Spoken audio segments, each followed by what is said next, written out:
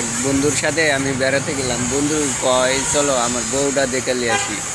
পরে পাশে পাশে গেলাম, যা দেখি যাতে যাতে আমার বন্ধু কই এক ভাইয়ের সাথে দেখা হয়েছে। ওই ভাই আবার কয় যে বউ নাই। তা আমি যেই করছে বউ নাই, আমি পাশে টাকা দেখে আমি চলে গেছি অন্য জায়গায়। পরবর্তী আবার দেখা হয়েছে। পরে বন্ধু জিজ্ঞাসা করে, বন্ধু তুমি কই গেছিলেন? বন্ধু আমি বললাম যে না, আমি তো আপনি বললেন যে বউ নাই, এই জন্য আমি চলে গেছি। বলছে পাগল, বউ নাই তাই করলাম? ওটা আমার ভগ্নিপতি।